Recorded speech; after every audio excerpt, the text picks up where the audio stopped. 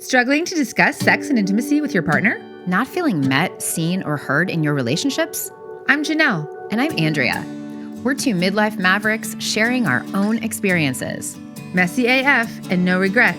With marriage, divorce, polyamory, and pleasure. We've learned that when you're brave enough to figure out what you want and ask for it, with partners, friends, family, and most importantly, yourself, you'll feel more alive and free. Question everything, especially your mother's advice. There's no rom-com formula for this, but don't panic. Being alone matters. Honey, I can't miss you if you don't leave.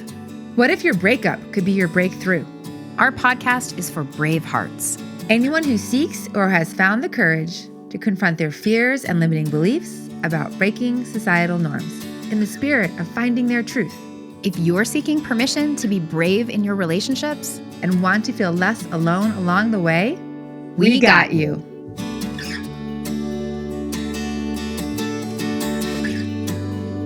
Wow. Where do I go? SB just brought this huge fusion of wisdom to building a relationship with spirit. And I was taking furious notes. And I feel after speaking with her that I have a reframe in how I am looking at my relationship with spirit. Beautiful. Yes. So Priestess, Rabbi, SB, she brought things from a spiritual lens to a very human, visible, we talk a lot about oat lattes and skinny dipping. And so if you're curious and wondering and unsure of what it would be like to build a relationship with God, I think this episode you'll find interesting and intriguing. Absolutely. Regardless of your spiritual path or non-spiritual path or religious beliefs, SB just made it accessible and grounded for anyone. So, brave hearts. Yummy. Hi, brave hearts. I'm Janelle, and welcome to Permission to be Human. I'm Andrea, and this is season 5, how to build a relationship with God, spirit, the universe, the divine, whatever you call it. And this is an exciting new episode that we have. This is our first expert on the topic, if you can say that, but someone who has a lot of experience in this realm. Our guest today is Sarah Bracha Gershuny, also known as Rabbi SB, and she's a professional priestess and freelance rabbi. As a writer, ritualist, musician, healer, and teacher, she loves to help people get in touch with deeper parts of themselves by offering holy song and prayer. She is currently teaching a course on the Jewish Wheel of Time. SB is passionate about universal human rights, cultivating community, and says an occasional sunrise will fill her whole day with magic. Favorites include skinny dipping, hot sex, and oat lattes. Welcome, SB. You're my favorite kind of rabbi. Maybe you're probably just my favorite rabbi. I don't think I actually have a whole bunch of them in my back pocket. And SB is also a brave heart. She's listened to the podcast. She's been to our events. She has a little postcard behind her that says you are a brave heart. So we welcome her as a brave heart as well. SB. Yes. How do you describe your spiritual or religious beliefs? Let's start there. Ooh, I like that question. It's first thing on Monday morning. It's a good way to start the week. When we're recording this, obviously. My spiritual or religious beliefs. My sense is that everything is actually one web of consciousness. And it just so happens that the way that the program is set up, let's say, we're not aware of that. We have a sense of individuated being, but we are actually all, intimately connected with the source. There is no way for us not to be connected with the source. It is actually all one thing. A teacher of mine said to me one time, it's either non-dual or it's not, which is kind of a great koan. And what he meant was it is non-dual, meaning if it's non-dual all the time. whether or not we're aware of it being non-dual, it is actually non-dual. But the way our consciousness is set up, we don't perceive that. And that's how we're designed. We're designed to have a sense of individuated consciousness. Can you actually just do a quick definition of non-dual? How it seems to me is that, like with binary code, which as we know is kind of the basis for a lot of our technology, the universe is probably kind of constantly blipping in and out. 1 0 1 0. It's going between existence and nothingness, and the ability to change the direction we're going actually comes more from going into the nothingness, because it's actually resetting all the time. So you said that we are all connected to source. So how did you come to know that? I guess from being connected to source. It's all speculation. I don't really know. I don't think anyone knows. Or how did you come to believe it? I'm quite rational, actually. So I think it on some level it's just what makes sense to me. It is the explanation that seems most likely. Everything is actually, our bodies are constantly recycling. We're taking in other beings, we're pooping it out, that's becoming other beings, that then becomes other beings. We're not actually separate in any way. We're breathing oxygen, which is produced by trees and plants, We are all part of a cycle of life. And in terms of our consciousness, it seems to me that there's sort of a main frame of consciousness from which our consciousness is arising. We don't really have independent consciousness. We have a sort of program, as I see it, which allows our consciousness to present in certain ways. And there are things that we can do, like being really deep meditators or like really good at hot sex, which can like put us into different states of awareness.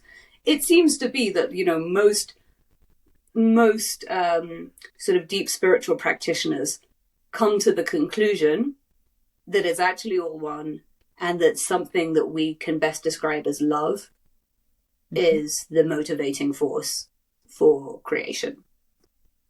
God wants to know God's self and be known, and so it separates itself into many parts in order to re-find itself and have these experiences of reunification, which are much more exciting than just being unified all the time.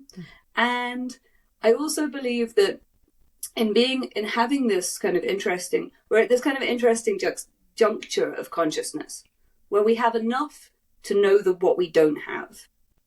We have an amazing power of imagination and limited powers of manifestation, but very strong powers of speculation, and we have the ability to have suffering. In fact, we're set up, it's the first noble truth from a Buddhist perspective, we're set up to experience suffering because we're separated, and because, unlike animals, we're aware that we're going to die, and we're aware that pain and loss is going to be part of our reality, and we fear those things. I think we're kind of taking one for the divine team in being able to have these experiences of suffering, because in its unified state, presumably God is just kind of bliss. And in order to get the kind of full palette, and I guess it's kind of intersects with existential kink, there's something enjoyable for spirit to have these experiences of relative ignorance and suffering that it can't get on its own. So I like to think of our existence as that, taking one for the divine team. So how did you first start building a relationship with, and let's define our terms here. What do you call this? Spirit, or the universe? You could say universe with a hyphen, universe. It's one song. I never thought of it that way. I love that. I find God a problematic term because it is so freighted with connotation. It's very not just that it's very sort of male identified, but it's very personified. Yeah. It's like this idea of like some basically humanoid Like a character. character. Right. Yeah. Yeah. Right. Like a movie. Yeah, Right. exactly. And all of our unhappy experiences with religion and spirituality kind of get stuck onto that idea or that picture of what we don't believe, the God we don't believe in. In The Artist's Way, which is a big part of my answer to your question, she calls God good orderly direction, which I think she got from 12 Step.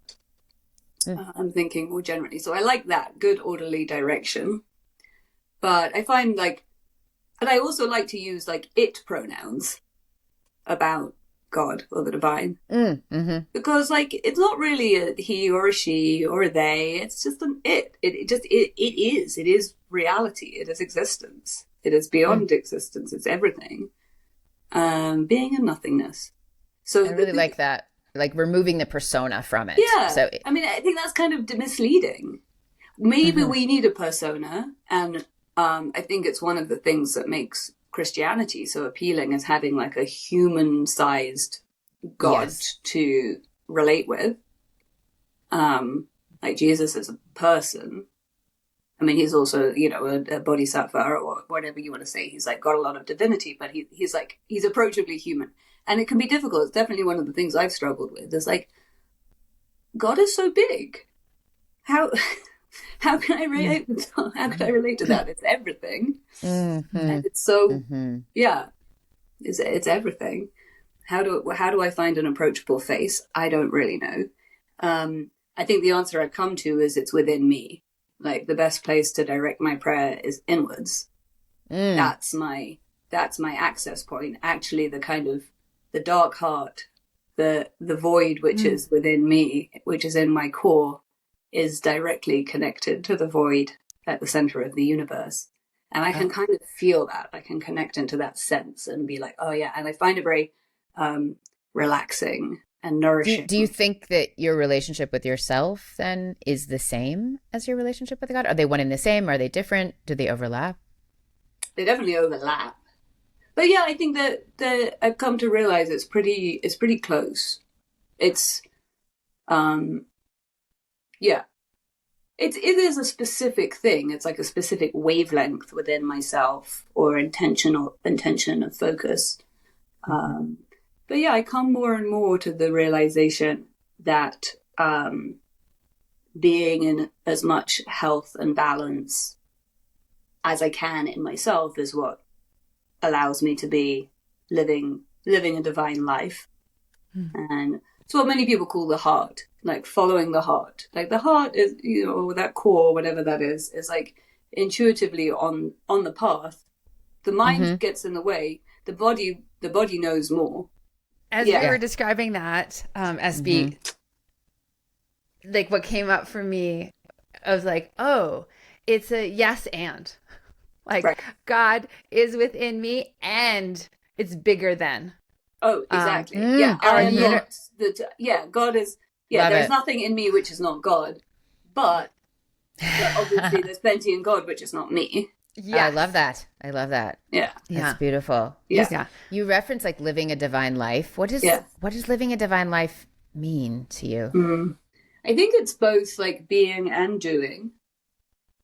Like a sense of like inherent wellness, inherent worth, that I am, all I need to do is show up and be me, and like my joy, my creativity, my connection with people, all those things are God enjoying itself, you know? And also I think we're built to have a sense of desire to be giving, to be actualizing some sort of purpose that is benefiting the environment that we're in, and like I don't know if this is all just very human projection, this idea that a story has to have like a beginning, middle and end, and we're like in some sort of progress towards something better. But certainly, you know, compassion, we're here to cultivate, I think, patience and kindness and care for our relations, our human relations, and more than human relations. That is beautiful. That is a beautiful description of a divine life. And everyone's got their own piece of the puzzle, and it tends to be the case that whatever we actually really love doing is what we're supposed to be doing. So in my case, skinny dipping, hot sex, and oat lattes, living my best divine life. But also teaching and writing and leading people in prayer and holding space for ceremony, helping in like powerful, profound life transitional spaces. Yeah. And yeah. So you mentioned the artist way. Can you say a little bit more about that? Yeah. So how I came to begin to have a relationship with God or spirit on my own terms. When I was 23, because of an attraction to a boy that I liked who told me he was doing the artist's way, I was like, oh, what's the artist's way? I'll go like start checking that out. And if you're not familiar, or for any brave hearts out there not familiar, the artist's way was, I think it was written in the 90s by a woman named Julia Cameron, who was a script writer. She was an artist herself, and she was in recovery. She was like deeply in the 12-step world.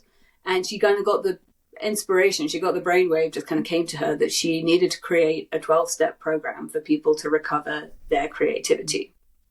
And then, of course, this became her vastly most successful work. She sold, hundreds of millions of copies, I'm sure. So the book, The Artist's Way, is a 12-step program for recovering your creativity. And there's for each week a chapter. There are certain consistent practices throughout and certain different practices for each week of the journey as you're exploring. It's simultaneously sort of clearing out the blocks, what's getting in the way of your creativity, and encouraging you to just start to play and just mess around, just do what the things that make you happy. One of the things in there that I really like is she's like, write a list of like the art that you think you're supposed to like, and then write a list of the art that you actually like. Yeah, I love that. Yeah, maybe and then look at what it is about the art that you really actually like. If you're obsessed, I realized through that like I love 80s and 90s like morality movies, like Groundhog Day or The Truman Show, that they have a really deep moral message, but they're done with this kind of lightness of form. They're kind of comedic, and that's something that's really true of my art that I aspire to, is like a sort of lightness and playfulness that actually convey something very deep, but without hitting, without being heavy. So I think I hear you saying that you should, as a human, you can like whatever you like, and whatever speaks to you is okay. And that what you actually like, those your breadcrumbs through the forest, right? That will lead you where you actually need to go.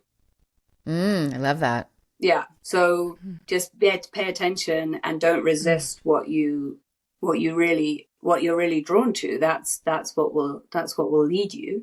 So through doing the artist's way, the first time I've dipped back into it many times, I came to a very clear realization that my relationship with spirit was quite messed up and alienated. And this is, in no small part because of the things that I was saying before, of like having this very personified character God, who was getting in the way of my relationship with actual God. And so that led me to decide like, oh, I need to like heal this. If I want to be an artist, like I need to like clear up my relationship with God. And that basically put me on this path that I've been on ever since. There were a few steps along the way, but really what's so powerful about the artist's way for me is every time I connect to it, like synchronicity just kind of goes zoom, and like skyrockets, like stuff just starts like popping into the field, like immediately and very powerfully. I think maybe it's a Sufi saying of like, you take one step towards God and like God runs towards you, like, oh, I've never heard that. Opens the way.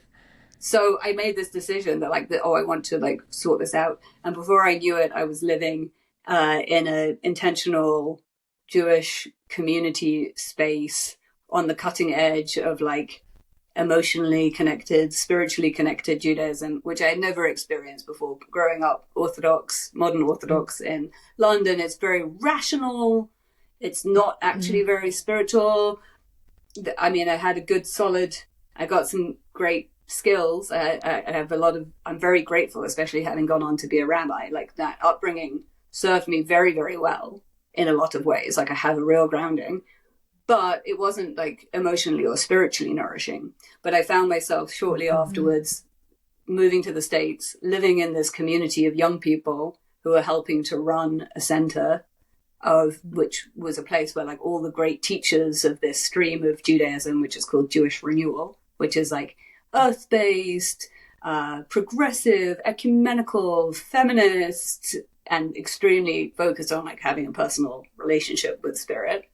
So I found myself living there, and then from there, it was not so long before I was like, oh yeah, maybe I should go to rabbinical school. Yeah, that's what I should do. I should be a rabbi. That makes sense. So, you know, the way just kind of opened before me when I made way opened before the way you. opened before me. That's just a good mic drop moment. The way opened before you. The way knows the way. Yeah, exactly. The way knows Yes. the way. The way knows the song. way. The way Exactly. knows the way. Yeah. I'm hearing is you touched now on this childhood, right? That you grew up Orthodox Jew, modern Orthodox Jew. Yeah. That found your way within the same religion, but to a version that felt more true to your heart.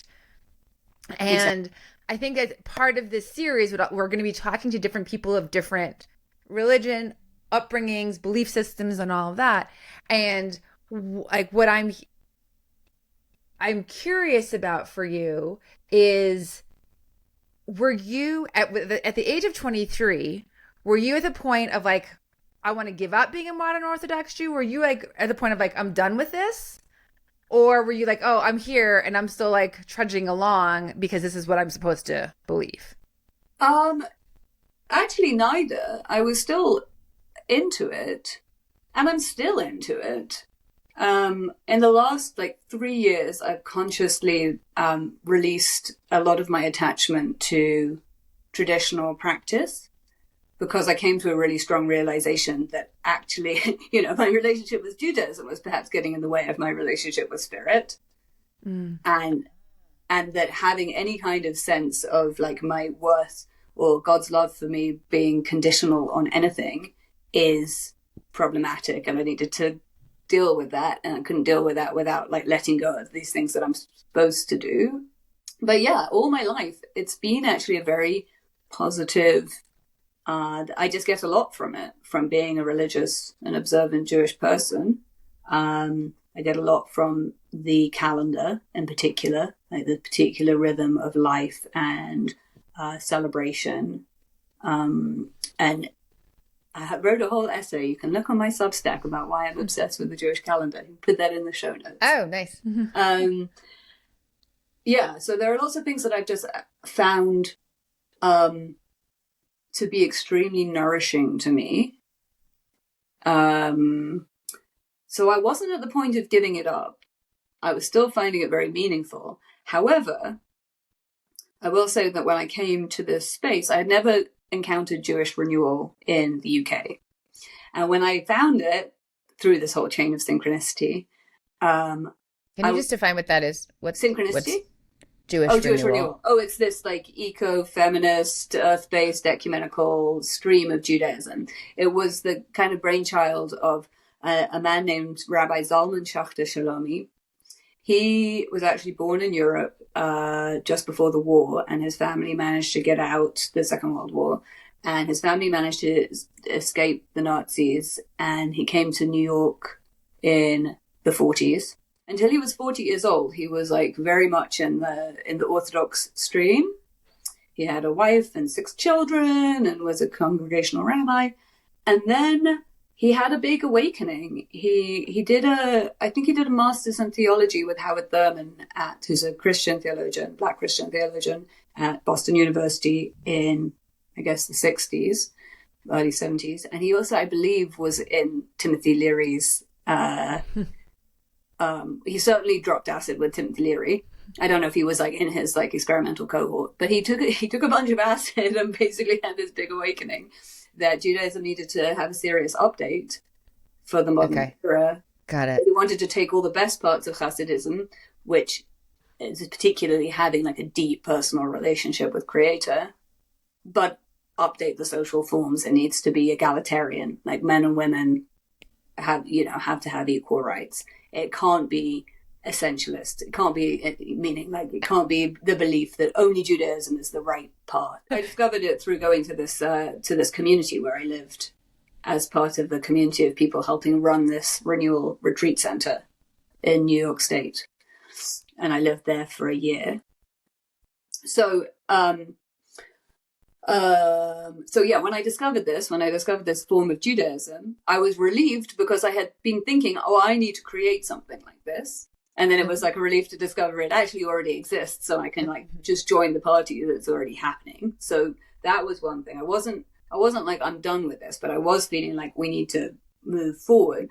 Also, I had never come across a form of Judaism until I found Jewish Renewal. I'd never come across a form of Judaism that I preferred to Orthodoxy.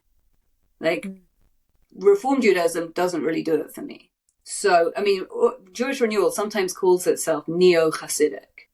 So it is sort of very traditional at the same time as being very progressive, that suits me. I'm at this kind of intersection between the past and the future.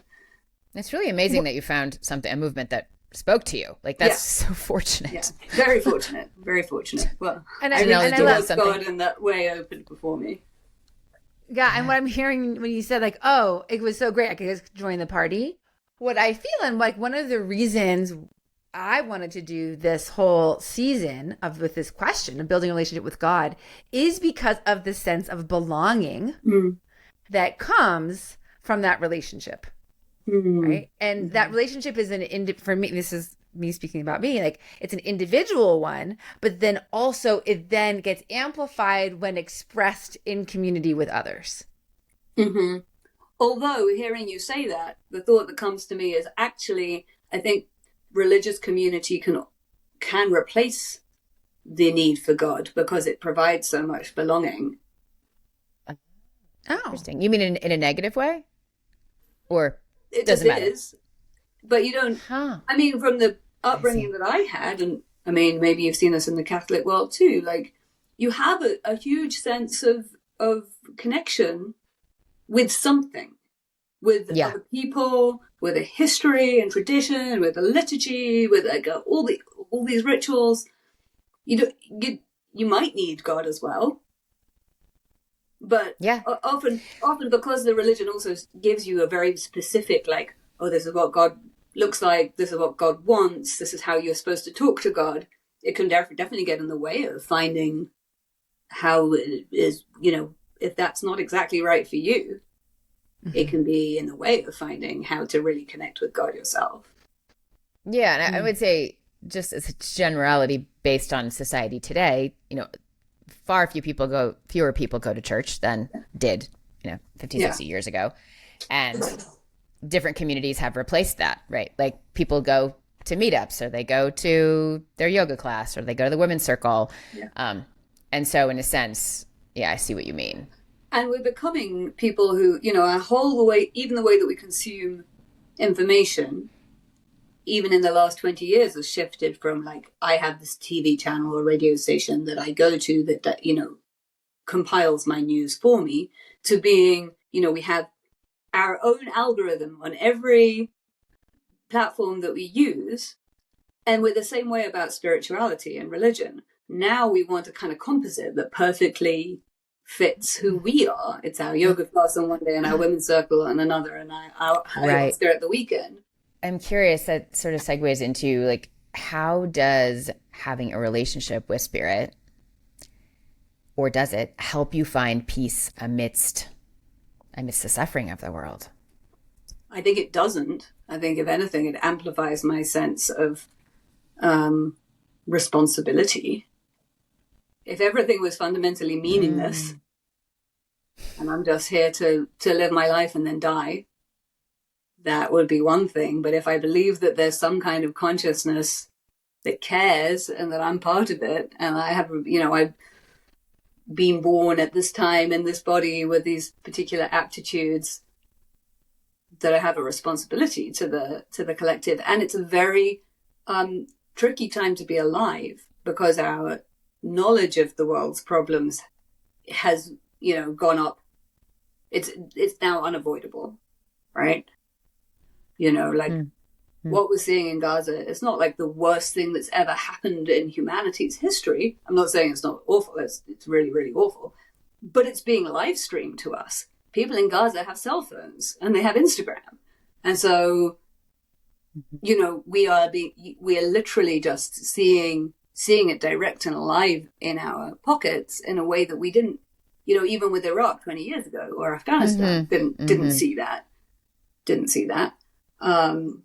So that's just an example, but like we're so aware of our interconnectedness, climate crisis, most of all. We know that we're like speeding towards the cliff edge. We can see that, we know that, and we don't know what to do about it. We're very aware of the problems and the suffering, and we don't have the solutions. So it's a hard place to be. Yeah, thank you for acknowledging that. I mean, so I believe I hear you saying that because there's so much meaning, so much significance, it's really holding your feet to the fire to say, okay, we better do something about this.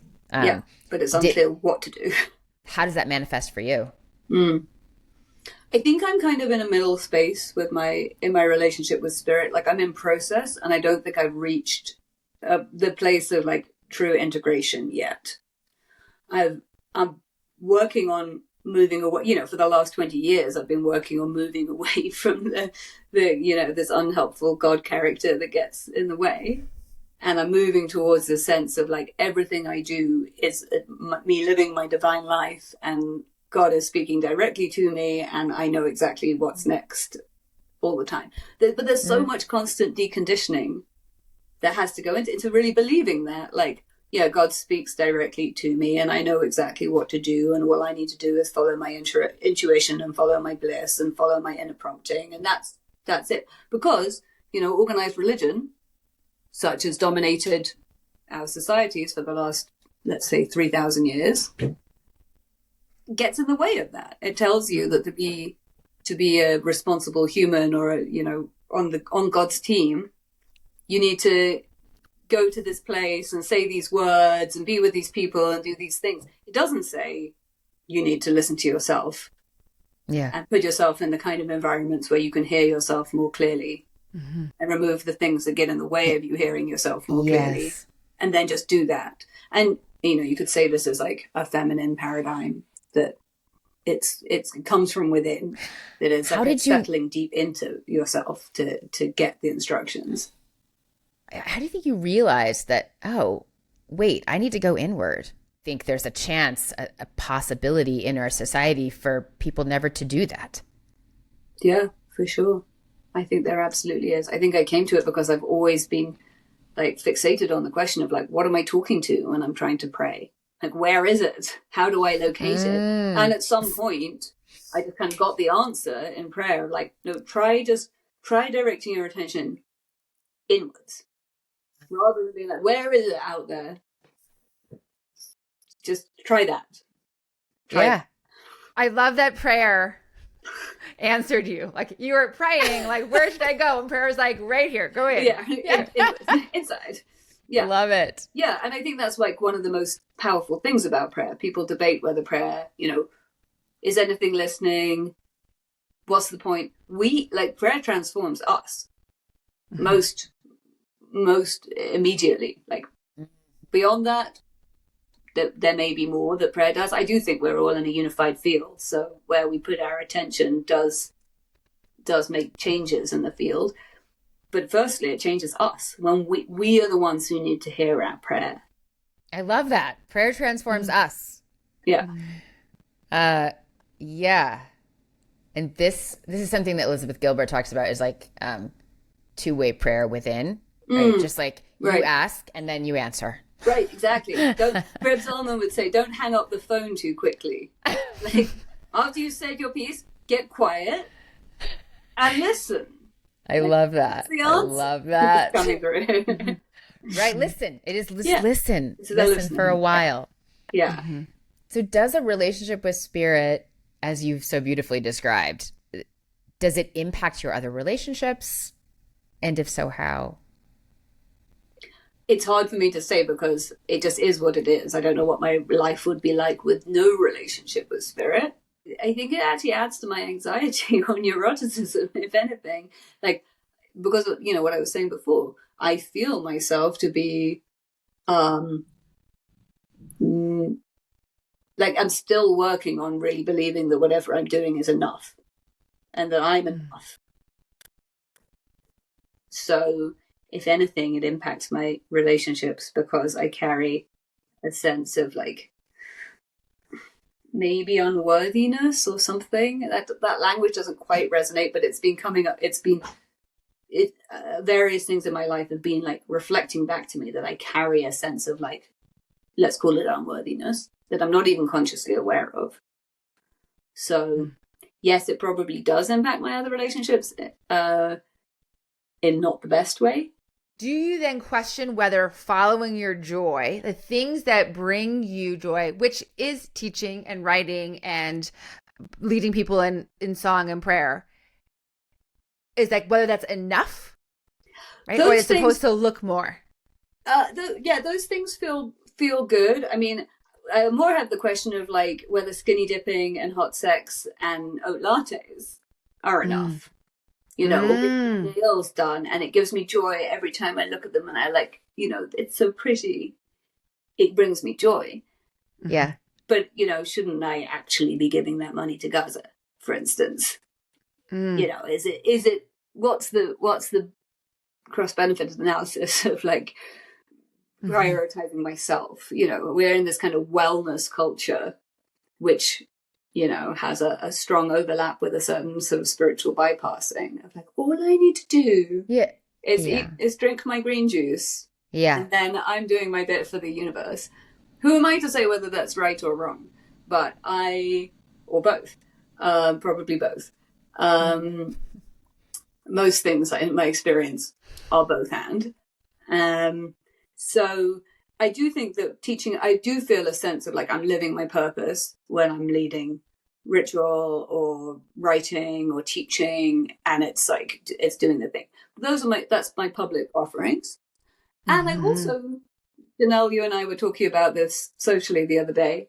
Like, we were raised to be exceptional and to feel that, you know, particularly women have been excluded from public leadership for the most part for many centuries, and just in this past century it's begun to become a lot more available for women to be in world changing kind of roles. And so there's this pressure of, like, I'm uniquely gifted and have an extraordinary amount of privilege. What am I supposed to be doing with that? I have this extraordinary freedom. I have freedom of expression. I'm living in safety. Thank Goddess.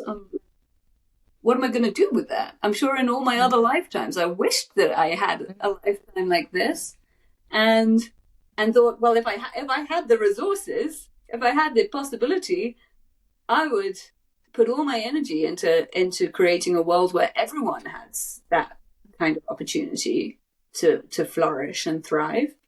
And, you know, that's what in my deepest knowing, like, we have to get to a place where human rights really are universally protected.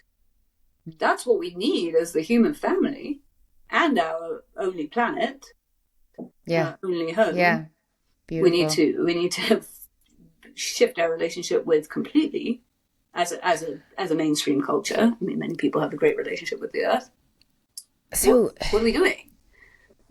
Yeah. And this sounds like this begs the question. It's just like, potentially adds to the pressure. It adds, right? to the pressure. Yeah. So what are the rituals and practices in your life around your relationship to spirit? Well, some of it's still the traditional Jewish practice. Like, I live the Jewish calendar, and that provides a lot of grounding. And I study sacred text and teach it. But studying it, I think, is probably, even more sustaining than teaching it. And so those are two big places of like nourishment for me. But I realized recently that a lot of my practice has become very what's the word, like immersive, or like it's extremely it's like extremely embodied and interactive. So whether it's things like contact improv,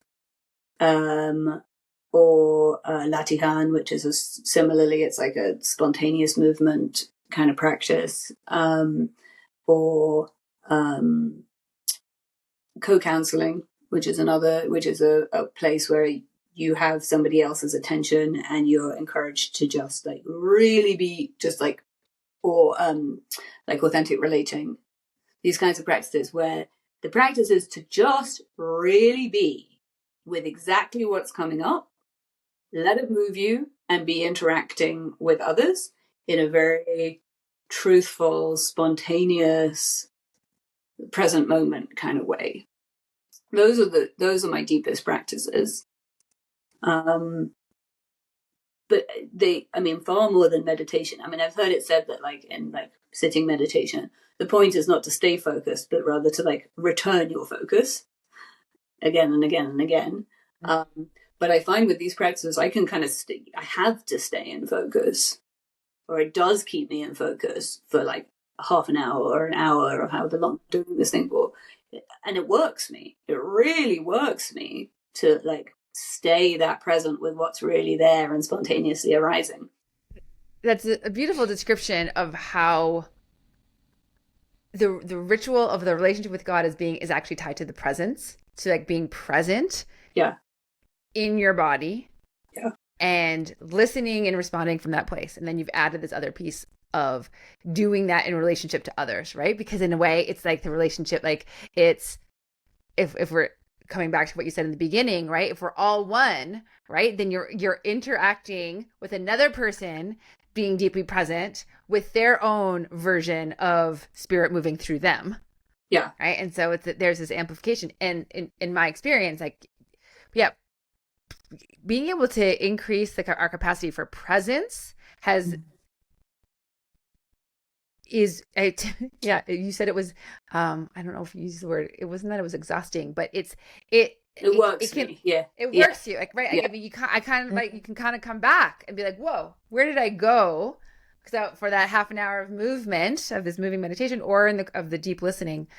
So I didn't know what you were going to say to respond to that question. And I really appreciated your answers, because they're not quote unquote religious. Right. Yeah. Yeah.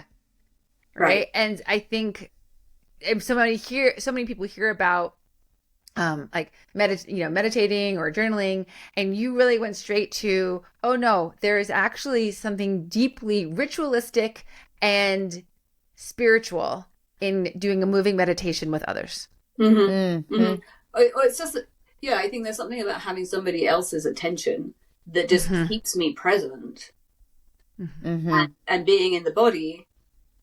It just and I think actually another word for God I would use is presence. It is present moment reality.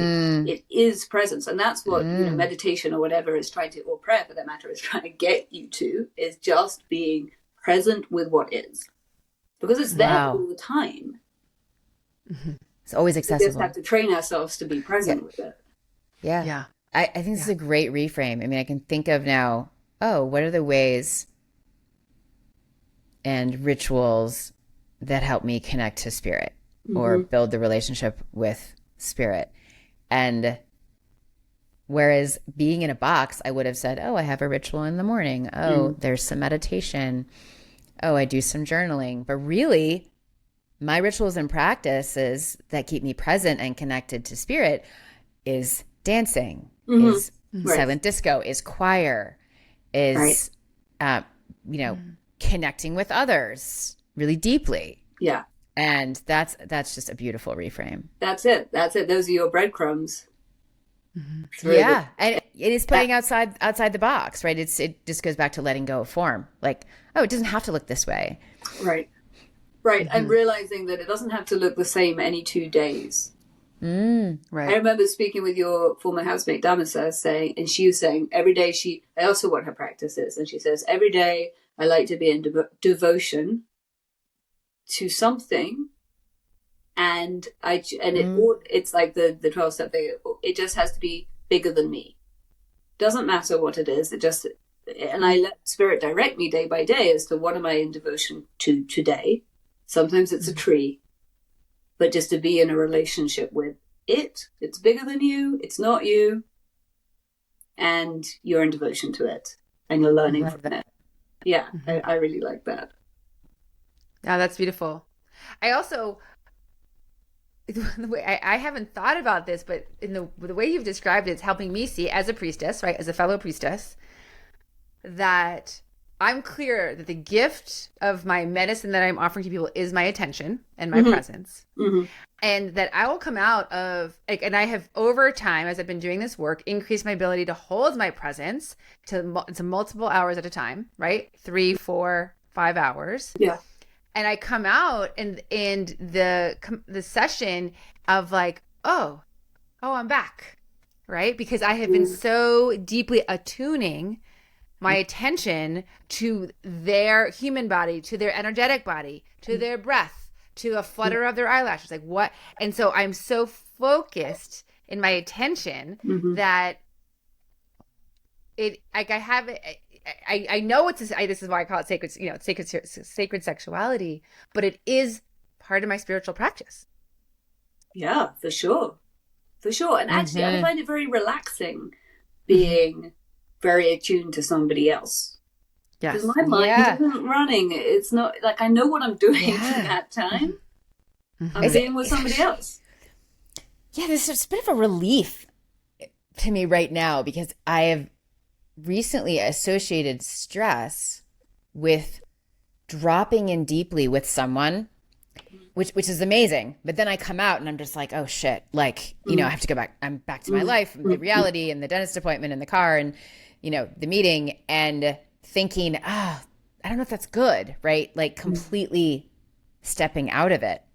But I'm not stepping out of life. I'm just stepping into a different container where I'm very attuned, and that feels very good. It sounds like maybe you need some kind of transitional space, something that helps you move. It sounds like the between transition worlds is jarring for you. Like Janelle's like, oh, I'm back. Okay. But for you, it's like, oh, ow, that transition felt glitchy. So maybe there's something you can build in to get from one to the other. I think that's a great suggestion. That transition piece, what SB's talking about, is actually the critical thing, because the point, I don't believe, is for us to always be in presence. Back to the 0-1, I don't know if we're going to include that. Back to like existence versus non-existence. It's like, oh, I'm in this like presence, this godlike space, this my spiritual space, and now I'm back in my human space. But being human is actually as important and as critical. And so being able to do the dentist in the mountain, in the meetings and all of that is part of the human experience. Right. And so I have worked on just simply increasing my ability to transition between them. Yes, love it. Absolutely. It is all necessary, and it's all divine. And I would say also, I think it's one of the, the sort of patriarchal model organized religion creates this hierarchy between, and that's why when I say I'm still really working on deconditioning myself, and I'm in a middle space with my relationship with spirit, because I'm not fully there yet, but really believing that my oat latte is just as important as my 40 minutes on the cushion, even though it may be more important, that to create this hierarchy of like, when I'm devoted to other people, or like when I'm feeling this kind of expansive state, that is more important or more real than when I'm going to the dentist. They're all important. They're all real. Taking care of your vessel is extremely important. My senses, like mystically speaking, that the universe is constantly going in and out of existence. So when I say, we're constantly breathing in, breathing out, then we have a sense of like, actually everything's breathing in, breathing out. The way that our world works is that, pretty much everything sleeps, which is a very interesting part of our design. Like, it's not just humans, like most things have a kind of on-setting and an off-setting. So maybe we're just like projecting outwards from what we observe. But I'm not alone in having this sort of mystical sense that the universe is kind of going in and out of existence. And when it's in the 0, as opposed to the 1, when it's in the offsetting, which it's doing it like a billion times a second, let's say, that it's actually in that dark space that there's much more potential for like remaking it, or like going into the, like, what does it want to reawaken to be? I heard someone, one of my students in a class I was teaching said something about like, if God is like a huge, is the mainframe of consciousness, there's something that computers do where they're like defragmenting. They're like putting everything that just happened into the back data stores and just like what is actually needed for the program to run well right now. So we can actually influence it. We're helping with like, what is it putting in the back data stores, and what's its new updated refreshed version of itself right now. Our consciousness, when we come into presence, we are present with presence, and we can attune that through our our little bit of consciousness is intimately and unavoidably, inseparably connected to consciousness, big C. If a brave heart was like, okay, I'd like to be on this path, but like where do I start? Like, how would you suggest someone move toward belief or spirit? I think belief and spirit are different. I think drop any idea of belief. Like, belief has to come from your personal direct experience. So if what you want is to cultivate a relationship with spirit, there's no one size fits all.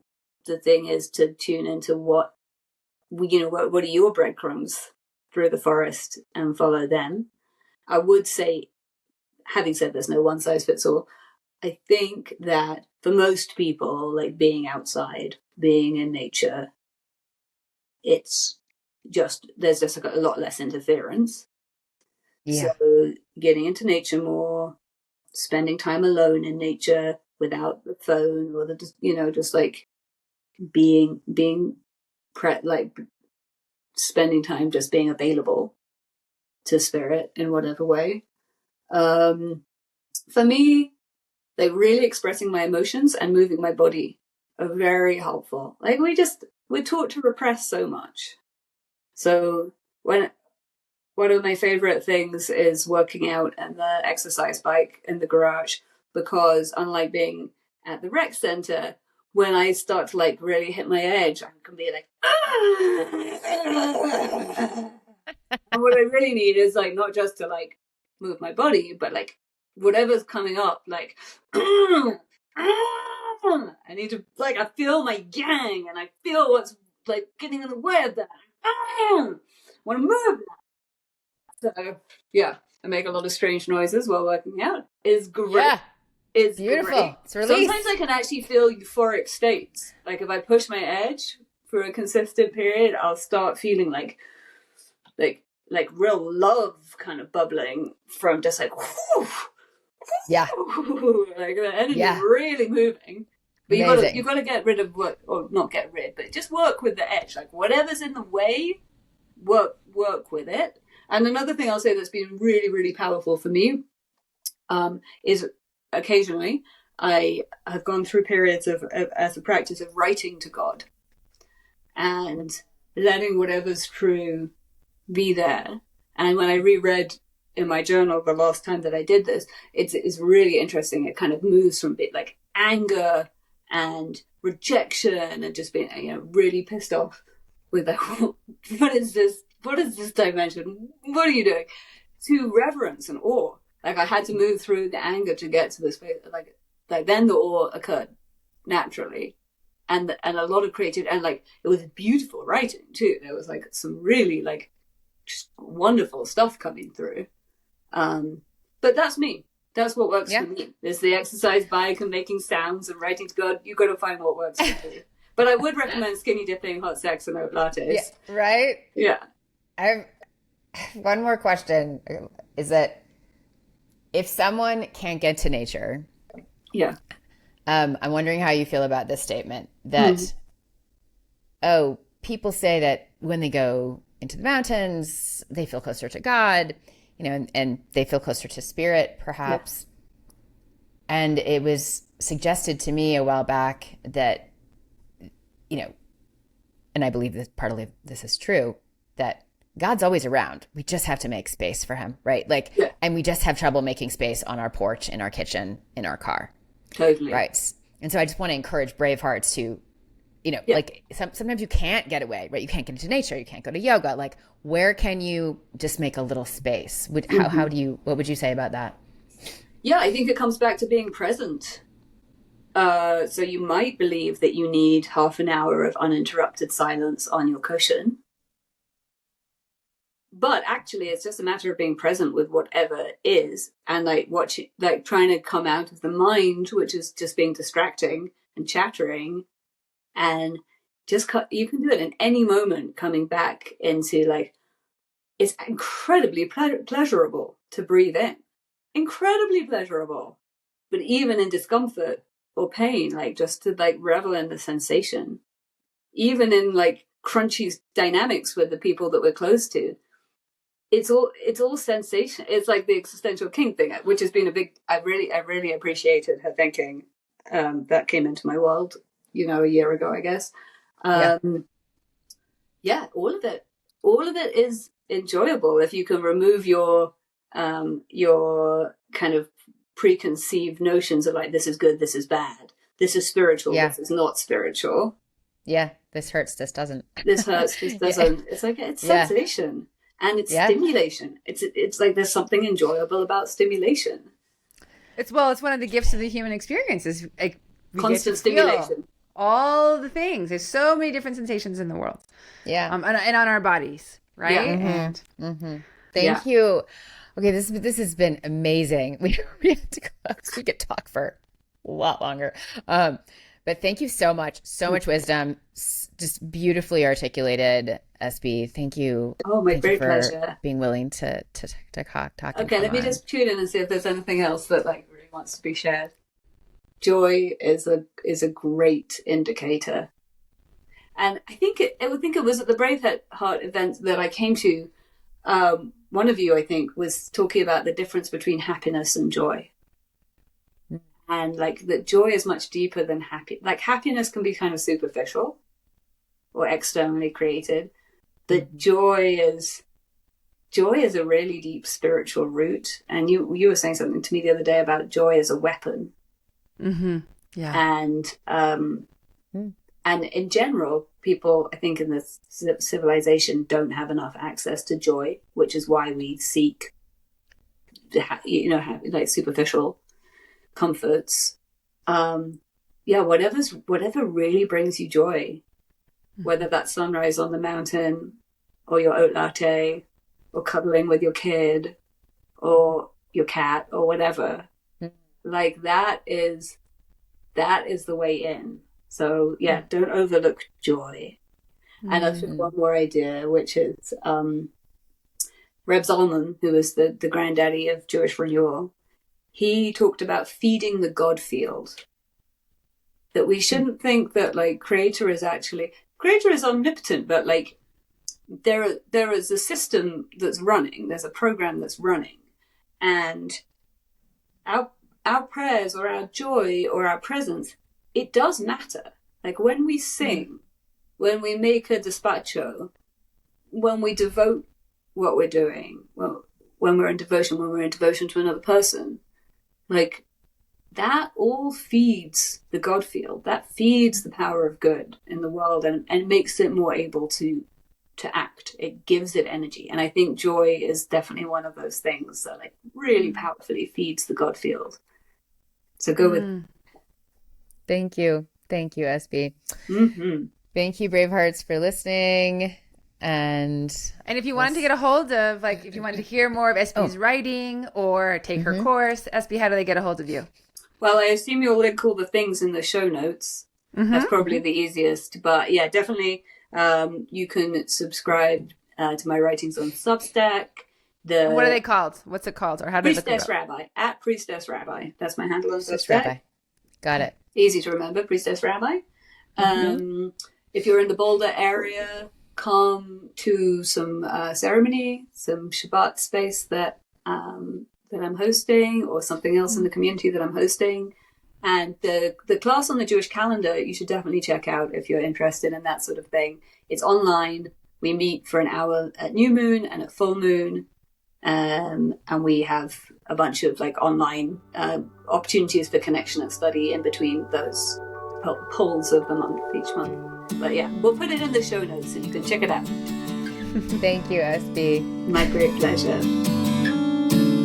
Hey, Bravehearts, looking for permission? Work with us. We offer Braveheart coaching. Follow us on Instagram. Meet us in real life at a Braveheart conversation. Subscribe to our newsletter. Do all this and more at our website, permissiontobehuman.live.